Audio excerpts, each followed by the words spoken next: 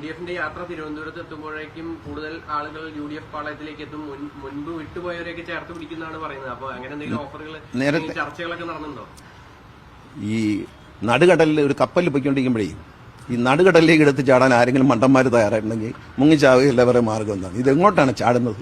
കോൺഗ്രസിലും ഉള്ളവർക്കേ അവസരമില്ലാത്ത കോൺഗ്രസിലും എന്തവസരം കാത്തിട്ടാണ് ചാടുന്നത്?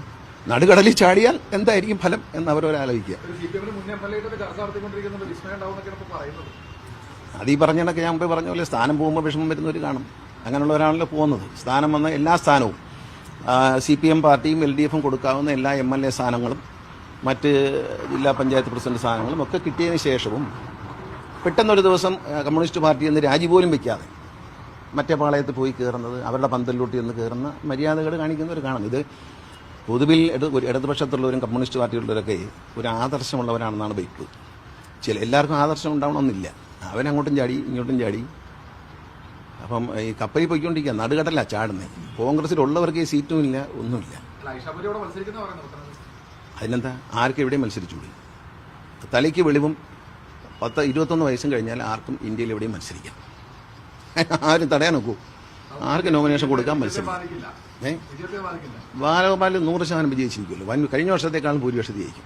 കഴിഞ്ഞ വർഷം അദ്ദേഹം ജയിച്ചതാണ് 12,000 വോട്ട്. ചർച്ച ചെയ്ത് വേണ്ട മാറ്റങ്ങൾ വരുത്തും. അങ്ങനെയുള്ള ഒരു ചർച്ചകൾ നടന്നിട്ടുണ്ടോ? അങ്ങനെ മുന്നണിക്കുള്ളിൽ നടന്നിട്ടുണ്ടോ? അല്ല, മുന്നണിക്കുള്ളിൽ അങ്ങനെ ചർച്ചയൊന്നും നടന്നിട്ടില്ല. അങ്ങനെ വേണ്ടി വരുന്ന സാഹചര്യം ഉണ്ടെങ്കിൽ അടിയന്തര മുന്നണി യോഗം വിളിക്കും കൺവീനർ. അതനുസരിച്ച് നമ്മൾ ചെയ്യും. പക്ഷേ എന്നാലും ഒരു ധാരണയുണ്ട്, നമ്മൾ വിശ്വാസികൾക്കൊപ്പമാണ് എന്ന് മുഖ്യമന്ത്രി തന്നെ പ്രഖ്യാപിച്ചിട്ടുണ്ട്. ശബരിമല അയ്യപ്പ സംഘവുമായി ബന്ധപ്പെട്ട മീറ്റിംഗിൽ ബഹുമാനപ്പെട്ട മുഖ്യമന്ത്രി തന്നെ ഞങ്ങൾ ഭക്തജനങ്ങൾക്കൊപ്പം എന്ന് പറഞ്ഞിട്ടുണ്ട്. ഞങ്ങൾ ഭക്തജനങ്ങൾക്കൊപ്പം. കഴിഞ്ഞ 5-6 വർഷമായിട്ട് ഒരു കുഴപ്പമില്ലല്ലോ. കാരണം അന്നൊരു ഇഷ്യൂ വന്നെങ്കിൽ ഒരു കോടതി വിധിയുടെ പുറത്ത് വന്ന ഇഷ്യൂ ആണ്.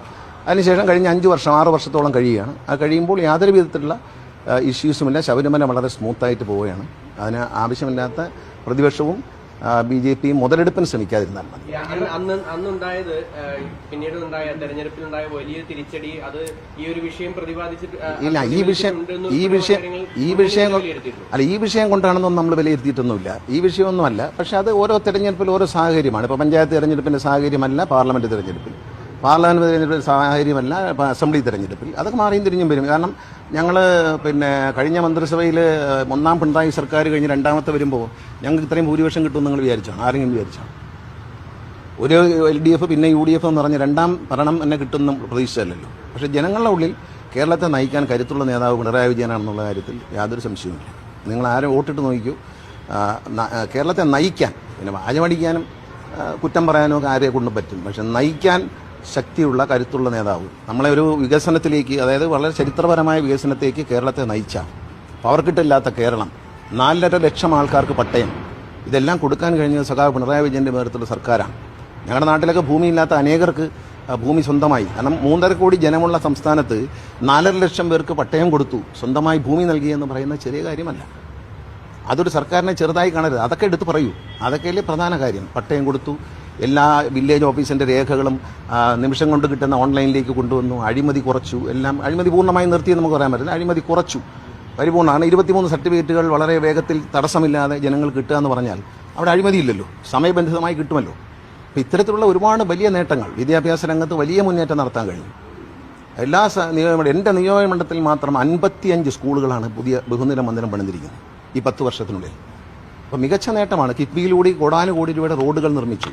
ഇപ്പം ശബരി റെയിൽപാത വരുന്നു. അതിന് കിഫ്ബിയിൽ നിന്നാണ് പണം കൊടുക്കുന്നത്. സ്ഥലം എടുക്കാനായിട്ട് എത്രയോ കോടി രൂപ, 10,000 കണക്കിന് കോടി രൂപയാണ് സ്ഥലം എടുക്കാൻ വേണ്ടി കൊടുക്കുന്നത്. അപ്പോൾ ഇങ്ങനെ ഉള്ള ഒരു സാഹചര്യമാണ് നമുക്കുള്ളത്. അതുകൊണ്ട് നല്ലൊരു ഭരണമാണ് കേരളത്തിൽ നടക്കുന്നത്. കേരളത്തിൻ്റെ ചരിത്രത്തിലെ ഏറ്റവും വലിയ വികസന പ്രവർത്തനങ്ങളാണ്. അതിനെ ശ്രദ്ധ തിരിച്ചുവിടാൻ വേണ്ടി ശബരിമല, സ്വർണ്ണക്കൊള്ള എന്നൊക്കെ പറയുമ്പോഴത്തേക്കും വാജിവാഹനം എടുത്ത് കൊടുത്തവരും ഒക്കെ ഇതിനകത്ത് പെടുമല്ലോ.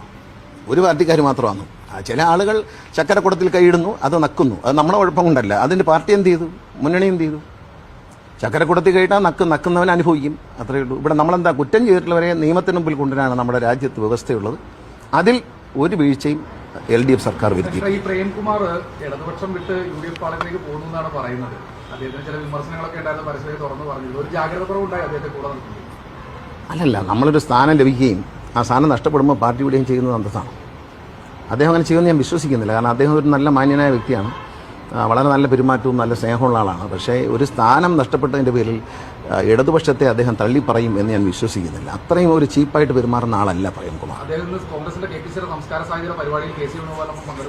സംസ്കാര സാധ്യതയിൽ പങ്കെടുക്കാം, അതിനൊരു സാംസ്കാരിക സംഘടന ആയതുകൊണ്ട് കുഴപ്പമില്ല. പിന്നെ അവരുടെ തീരുമാനം അവരല്ലേ എടുക്കണ്ടേ. ഞാൻ പ്രേംകുമാർ ഇങ്ങനെ തീരുമാനിക്കണം എന്ന് എനിക്ക് പറയാൻ പറ്റും. പക്ഷേ ഞാൻ വിശ്വസിക്കുന്ന പ്രേംകുമാർ ഒരു ചെറിയ സ്ഥാനമാനത്തിന് വേണ്ടി, അതും ഒരു ചെറിയൊരു സ്ഥാനമാനത്തിന് വേണ്ടിയിട്ട്, അത് രഞ്ജിത്ത് ഒഴിഞ്ഞ സമയത്ത് അദ്ദേഹത്തിന് സാംസ്കാരിക മന്ത്രി അദ്ദേഹത്തിന് ചുമതല നൽകി. ആ ചുമതല അദ്ദേഹം നന്നായി നിർവഹിച്ചു എന്ന് തന്നെയാണ് എൻ്റെ വിശ്വാസം. അങ്ങനെ ഒരാൾ അത് ആ ടേം കഴിഞ്ഞപ്പോൾ റസൂൽ പൂക്കുട്ടിയെ പോലെ ഒരു ഇൻ്റർനാഷണൽ ഫിഗറിനെ അതിൻ്റെ പ്രസിഡൻ്റാക്കി. അതൊരു തെറ്റല്ലല്ലോ. റസൂൽ പൂക്കുട്ടി എന്ന് പറയുന്ന ഇൻ്റർനാഷണലി അംഗീകാരം നേടിയ ഓസ്കാർ നേടിയ മലയാളിയാണ്. അദ്ദേഹം ഒരു കുറവുള്ള ആളല്ലല്ലോ. അപ്പോൾ അദ്ദേഹത്തെ പകരം വെച്ചു. ആ ടേം കഴിഞ്ഞു, ആ ടേമിൻ്റെ കാലാവധി കഴിഞ്ഞു, വെച്ചപ്പോൾ പിന്നെ അദ്ദേഹം പിണങ്ങുമെന്ന് എനിക്ക് തോന്നുന്നില്ല.